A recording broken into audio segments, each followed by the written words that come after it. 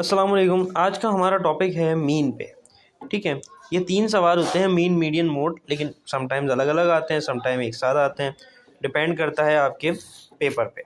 ठीक है, इसके यहाँ पर जो है वो 2 फॉर्मूले हैं, एक ग्रुप पे होता है, एक अनग्रुप होता है।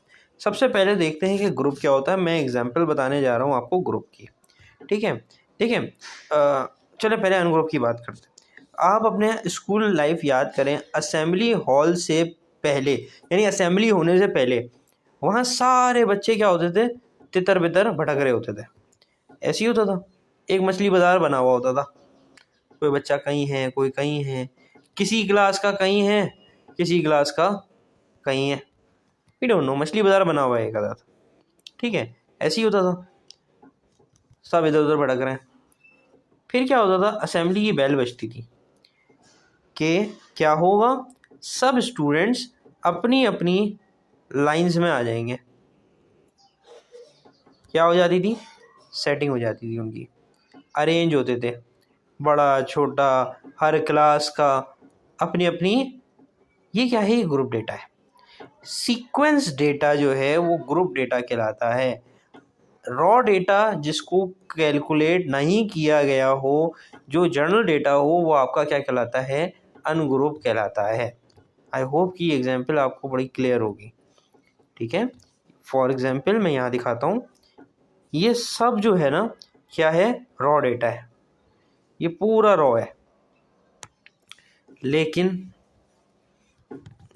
थोड़ा सा नीचे ही है, ये यहाँ पे ये क्या है, 2 से लेके 4 तक के 2 हैं, ये क्या कहलाता है, ग्रुप डेटा कहलाता है। सीक्वेंशियल डेटा है ये आपका, पूरी उस पे सीक्वेंस के हिसाब से बना हुआ है। तो अब चलते हैं इसके सवाल को देखते हैं। ग्रुप समझ लिया हमने, अनग्रुप को देख लिया।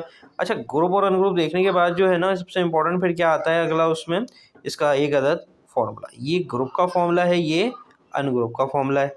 ठीक है, फॉर्मूला लिखकर अपने पास याद कर लीजिएगा। मैं लास्ट वीडियो में अपनी जो है, जब ये चैप्टर ख़त्म हो जाएंगे तो उसके साथ सारी फॉर्मूले की शीट भी जो है वो आपके साथ शेयर करूँगा। अच्छा जी, अनग्रुप डेटा पे चलते हैं। ये एक अदद क्वेश्चन दिया हुआ है आपको, रॉ डेटा है, कुछ नंबर रिपीट हो रहे हैं, कुछ आगे हैं, कुछ पीछे हैं, जो कुछ बड़े हैं, कुछ छोटे हैं, मिक्स नंबर दिए हुए हैं।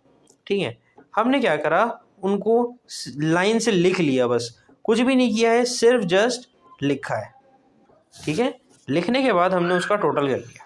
इस पूरी वैल्यू का क्या किया हमने, सम। ये सम का सिंबल है ई। ठीक है, यहाँ पे बना हुआ भी है, ये रहा।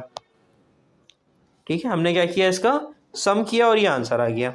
इन नंबर्स को टोटल किया, टोटल कितने नंबर है, 10 नंबर है, इसका टोटल यहाँ आ गया। ठीक है, दोनों टोटल जो है वो आ गए। फॉर्मूला क्या कहता है, summation of x divided by N.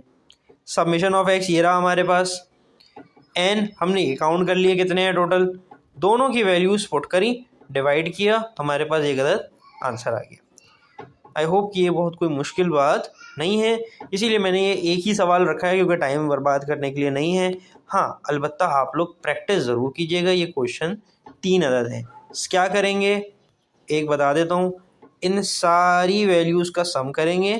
ये टोटल 4 वैल्यू है, सम करने के बाद एक आंसर आएगा, उसको डिवाइड करवा देंगे 4 से, आपका ये आंसर आएगा। इसी तरह इसमें भी होगा, इसी तरह इसमें भी होगा। तो चेक कर लीजिएगा, जब आप लोग आंसर निकालेंगे आपके कैलकुलेटर पे, अगर ये आंसर आ रहा है तो आपको समझ आ गया है, नहीं आ रहा है तो आप लोग मुझसे रब्ता कर लें, मैं आपको दोबारा एक्सप्लेन कर दूंगा। पर्सनली भी रब्ता कर सकते हैं, मैं वहाँ भी आपको एक्सप्लेन कर दूंगा। ओके, अब इसमें एक अदद आते हैं स्पेशल क्वेश्चन। ये यहाँ पे ये वाला सवाल ख़त्म हो गया। ठीक है, अब हो ये रहा है, उसने आपको मीन दे दिया और उसने कहा कि ये बीच की वैल्यू मालूम करके बताओ ये कौन सी है। उसने सारी वैल्यू दे दी और मीन दे दिया। अच्छा, ये मीन है और सारी वैल्यू में एक वैल्यू कम है, हमने सबका टोटल किया, वो लिख लिया, और जो एक वैल्यू कम है वो लिख दी। हमें एन तो पता ही है, 1 2 3 4 5, 5 अदद एन है हमारे पास, यानी टोटल नंबर कितने हैं, 5 हैं। ये 5 आ गया, इन सबको प्लस किया, 64 आ गया। मीन उसने सवाल में दिया हुआ है, 17 आ गया। हमें इस के की वैल्यू मालूम करनी है कि यहाँ पे जो नंबर है वो क्या नंबर है। ये यहाँ पे डिवाइड में था, इक्वल टू से वहाँ जाके मल्टीप्लाई में चेंज हो गया, मल्टीप्लाई किया, ये प्लस का 64 जब यहाँ आएगा तो माइनस का 64 हो जाएगा। तो 85 और 64 आपस में लेस होने के बाद आपके पास क्या बचा, एक अदद आंसर बचा। तो के बराबर किसके हो गया, आपके 21 के जो है वो बराबर। ये कहलाते हैं मिसिंग फिगर्स, के बीच की वैल्यू जो है इसमें मिस होती है, तो वो आपको फाइंड आउट करनी होती है। आगे चलते हैं। इसी के जो हैं एक सवाल ये रहा, एक सवाल ये रहा। यहाँ पे p की वैल्यू निकालनी है आपको, यहाँ पे x की वैल्यू निकालनी है। ठीक है, ये दोनों वैल्यूज जो हैं वो आपको निकालनी है और इसका आंसर ये आएगा। ये आंसर लिखने की मकसद ये है कि जब आप प्रैक्टिस करें तो आपके पास ये आंसर आए। इफ़ नहीं आ रहा है, यकीनन आपने कोई गड़बड़ की होगी। कॉन्टैक्ट नंबर, इन्फो सब मौजूद है, अपना सवाल वहाँ भेज दीजिएगा, जो गड़बड़ होगी मैं पॉइंट आउट कर दूंगा। मीन उसने सवाल में दिया हुआ है, आपको इधर भी दिया हुआ है, आंसर भी दिया हुआ है, तो काइंडली देख कर समझ कर इसको करें प्रैक्टिस। मुश्किल सवाल होंगे, मैं 2-2 3-3 सवाल भी प्रैक्टिस करवाऊंगा, यहाँ पे एक्सप्लेन करूंगा। आसान सवाल होंगे तो 1-1 2-2 करा के, क्योंकि आप लोगों ने जो है वो इतने काबिल हो गए, यहाँ तक आए हैं कि आप 1-1 2-2 सवाल जो है वो समझ कर आगे बआसानी बढ़ सकते हैं। ठीक है, तो प्रैक्टिस करें, प्रैक्टिस ज़रूरी है, क्योंकि मैथ बगैर प्रैक्टिस के नहीं आएगी। तरीक़ेकार एक ही है।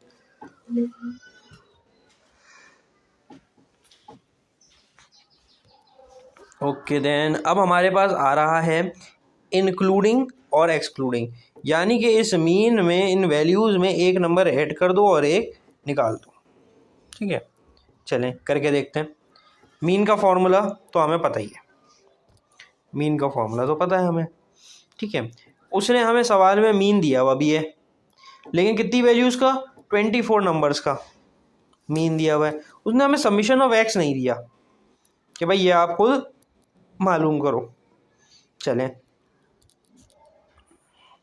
ये यहाँ डिवाइड में है, वहाँ जाके मल्टीप्लाई में, मल्टीप्लाई करने के बाद ये आंसर आया। सवाल में उसने आपसे कहा है the mean of the value 68 include, इस मीन में एक 68 की वैल्यू इंक्लूड करो। तो 68 की जो वैल्यू इंक्लूड करेंगे, ये हम इंक्लूड कर रहे हैं। 74 हो गया, ओ सॉरी 70 हो गया टोटल। टोटल जो हमारे पास सबमिशन बना वो कितना बना, 74 बन गया, सॉरी 1070 बन गया, 74 कह रहा हूँ मैं, 1070 आपका ये बन गया। अब ये देखें 25वां कहाँ से आया, 24 तक तो यहाँ नंबर थे ना, 24 में एक ये शामिल हो गया तो 25 हो गया टोटल।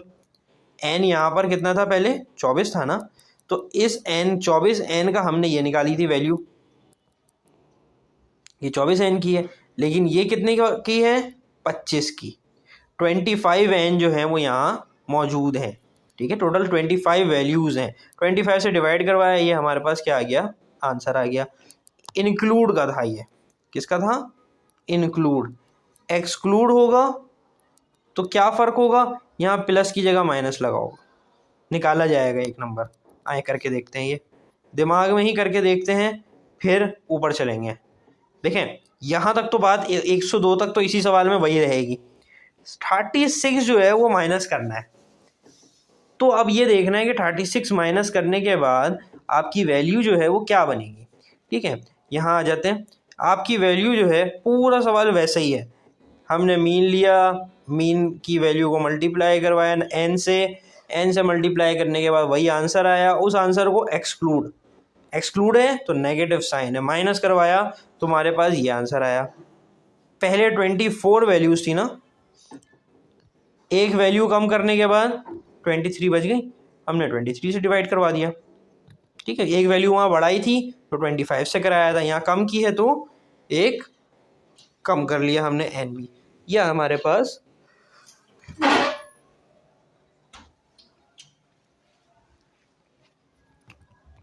ओके, ये हमारे पास आंसर हो गया है ये पे, यहीं पे। अच्छा, 2 सवाल मैंने आपको इसके दिए हैं। ठीक है, ये देखेंगे 24 सवाल, समझिएगा पहले, आप इसको पढ़ लें, नहीं समझ आता तो मैं इसको एक्सप्लेन भी कर रहा हूँ, थोड़ी सी देर में करूँगा, पहले खुद पढ़ लें। The mean of 24 values is computed as 50 if value 73 is excluded, find the answer. ठीक है, अच्छा एक्सक्लूड करके भी आंसर निकाल लीजिएगा, इंक्लूड करके भी निकाल लीजिएगा, दोनों तरह से आपको करना आना चाहिए। ठीक है, अच्छा अब सबसे पहली बात, ये सोचें कि मीन क्या है और टोटल एन क्या है।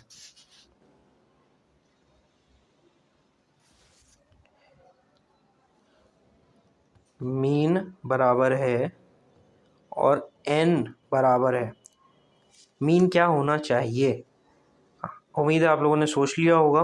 देखें, the mean of 24 values, n क्या है 24 है और मीन क्या है 50 है। जिसने ये सोचा था उसने सही सोचा है, जिसने ये नहीं सोचा था तो अपने ध्यान में रख ले। नीचे वाले का मैं नहीं बताऊंगा, उसका आप लोग खुद करेंगे, ठीक है। इफ़ कोई गड़बड़ हो तो मुझसे पूछ लीजिएगा। अच्छा, इसको ये एन और ये हो गया, तो 50 को अगर हम बआसानी मल्टीप्लाई करवा दें 24 से, ठीक है, तो हमारे पास जो है वो एक अदद आंसर आ जाएगा, ठीक है। और 50 टेंजा कर लें, आपके पास कितना बनेगा आपका, 50 टेंजा जो है वो बन जाएगा आपका 500, 1000, और 54 ज़ा कर लें तो 200, यह आपका बन जाएगा 1200, ठीक है। आपका एन बना है, देखो मैंने तो, मेरे हाथ में कैलकुलेटर नहीं है तो मैंने ऐसी ज़बानी कर लिया है, चेक कर लीजिएगा आप लोग। 1200 जो है वो इसका क्या बनेगा, सब्मिशन ऑफ एक्स, ठीक है। एक्सक्लूड का आप करेंगे आंसर आ जाएगा, वो देख लीजिएगा। मैं इंक्लूड करके बता रहा हूँ कि 73 अगर हम इंक्लूड कर दें इसमें, तो 1200 में अगर हम 73 इंक्लूड कर दें तो हमारी वैल्यू ये बन जाएगी 1273, ठीक है। डिवाइड करवाएंगे, पहले 24 वैल्यूज़ थी ना यहाँ, ये यहाँ पे 24 थी, अब क्या हो जाएगी, एक बढ़ जाएगी ना, 25 हो जाएगी। क्लियर है। तो 25 से डिवाइड करवाने के बाद ये बेसिकली जो है ना वो ऐसा होगा, क्योंकि वैल्यू हमने बढ़ाई है ना, तो ये बराबर हो जाएगा ऐसी 50 पॉइंट समथिंग के ना, 3 होगा 2 होगा, ऐसी कोई वैल्यू होगी, ठीक है। तो इसको कैलकुलेटर में गेस कर लीजिएगा, सिर्फ इस वैल्यू को डिवाइड करवाना है आपने 1273 को, 1273 को 25 से, जो आंसर आएगा वो आपका करेक्ट होगा, ठीक है। तो ये भी करके देख लीजिएगा, एक्सक्लूड आपने खुद करना है। नीचे वाले सवाल में भी एक, अच्छा हाँ, नीचे क्या कह रहा है वो आपसे चेकिंग करते हुए पता चला कि 35 जो है वो गलती से लिख दिया गया है, बल्कि सॉरी 35 जो है वो लिखना था 53 लिख दिया गया है। अब इसको कैसे करेक्ट करेंगे, एक वैल्यू प्लस में, एक ही सवाल में एक वैल्यू प्लस में लिखी जाएगी, एक माइनस में, खुद कीजिएगा तसल्ली से, ना हो तो मुझसे रब्ता कर लीजिएगा। अच्छा जी, अभी हमने अन ग्रुप के 3 अदद क्वेश्चन कर लिए हैं जो पेपर में पूछे जाते हैं, देखे जाते हैं। अब हम करने जा रहे हैं ग्रुप का सवाल, ठीक है। ग्रुप में आपको सीक्वेंशियल डेटा इस तरीके का दिया जाता है। अब हमें ये निकालने के लिए एक चीज़ चाहिए एफ एक्स, ठीक है। एफ हमारे पास फ्रीक्वेंसी है, ठीक है। ये सवाल में ये रही, नहीं सॉरी, ये फ्रीक्वेंसी नहीं है, ये फ्रीक्वेंसी ये रही, ठीक है। फ्रीक्वेंसी 2 3 4 1, फ्रीक्वेंसी एक है, ठीक है। सबमिशन ऑफ फ्रीक्वेंसी, सबसे पहले सबमिशन ऑफ फ्रीक्वेंसी क्या है 10, ठीक है, वही 10, यानी ये सारी फ्रीक्वेंसी को टोटल कर लिया। अब निकालना है एक्स, एक्स कहते हैं मिड पॉइंट को। अब मिड पॉइंट कैसे आता है, आए मिड पॉइंट देखें कैसे आता है। ये यहाँ पे वैल्यू है ऊपर वाली, ठीक है, 2 और 4, 2 + 4 / 2, ठीक है। यहाँ पर भी यही हुआ है, क्या आंसर आया 3, ठीक है। इसी तरीके से 5 + 7, एवरेज ले रहे होते हैं हम यहाँ पे ना, मिड पॉइंट क्या है, इन दोनों के बीच का नंबर, तो एवरेज ले लेते हैं, दोनों को ऐड करके / 2। इसी तरीके से ये सारी वैल्यूज़ जो हैं वो आपके सामने आती जा रही हैं। ये डिवाइड करवाया, ये डिवाइड करवाया, इस दोनों को ऐड करके /2 किया, ये तीनों आंसर आ गए हमारे पास। अब एफ एक्स कैसे निकलेगा, 2 / 3, 2 3 ज़ा 6 हुआ, आंसर आ गया। 3 / 6, 6 3 ज़ा 18 हुआ, 18 आ गया। 9 × 4, सॉरी मैंने डिवाइड का ऊपर मल्टीप्लाई करवा रहे हैं ना, 2 3 ज़ा 6 हो जाएगा, 3 6 ज़ा 18 हो गया, 9 4 ज़ा 36 हो गया, और 12 1 ज़ा 12 हो गया। मल्टीप्लाई करवाया हमने, मिड पॉइंट आ गए हमारे पास, तो यानी कि एफ को मल्टीप्लाई करवा दिया एक्स से, ठीक है, एफ एक्स आ गया। सब एफ एक्स को ऐड कर लिया, समेशन ऑफ एफ एक्स आया हमारे पास 74। 74 को हमने डिवाइड करवाया 10 से, हमारे पास ये एक अदद आंसर जो है वो क्रिएट हो गया। आई होप कि ये इजी है। एक सवाल इसका और देखते हैं, ठीक है। ये ऊपर जो है वो 110 सवाल लिखा हुआ है, हाइट दी हुई है, 100 स्टूडेंट्स हैं टोटल, यानी कि सबमिशन उसने वैसे ही बता दिया है आपको, ऊपर ही सवाल में ही बता दिया है उसने सबमिशन 100 है, लेकिन हम फिर भी इन फ्रीक्वेंसी को टोटल कर लेंगे तो 100 ही बनेगा, ठीक है। एक्स कैसे आएगा, मैंने आपको पहले भी बताया, इन दो को ऐड करेंगे, डिवाइडेड बाय 2 करेंगे, यानी 60 + 62 डिवाइडेड बाय 2, यानी कि 122 डिवाइडेड बाय 2 आंसर आएगा आपका, ये आ गया 61, ठीक है। इसी तरह 63, 5, 71 इसी तरह के आंसर आते चले जाएंगे आपके पास। अच्छा, अब एक इम्पॉर्टेंट चीज़ इसमें, दोनों को 61 × 4 किया, इसको मल्टीप्लाई, इसको मल्टीप्लाई, इसको सबको एक दूसरे से मल्टीप्लाई करते गए, ये आंसर आते गए। आप कैलकुलेटर में चेक भी कर लीजिएगा, एंड में ये आंसर आएगा इन सब का टोटल करके, ठीक है। इस आंसर को हमने क्या किया, डिवाइड बाय 100, क्योंकि ये सबमिशन 100 है।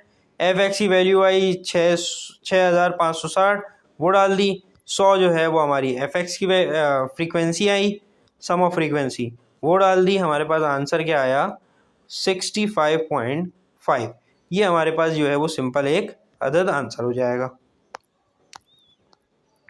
2 अदद प्रैक्टिस क्वेश्चन, क्या निकालना है, फ्रीक्वेंसी सवाल में दी हुई है, सिर्फ मिड पॉइंट निकालना है और एफ एक्स निकालना है, ठीक है। सवाल में फ्रीक्वेंसी दी हुई है, फ्रीक्वेंसी को एक्स से मल्टीप्लाई करेंगे, एक्स की वैल्यू कैसे आएगी, 2 + 6 डिवाइडेड बाय 2 करके, यानी 7 + 11 डिवाइडेड बाय 2 करके, 12 + 16 डिवाइडेड बाय 2 करके एफ एक्स की वैल्यू आती जाएगी।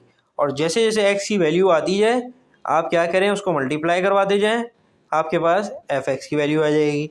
एंड में एफ का सबमिशन कर लें और यहाँ पे एफ एक्स का जो आंसर आया है उसका सबमिशन कर लें, दोनों आंसर जो हैं वो आपके पास क्लियरली आ जाएंगे।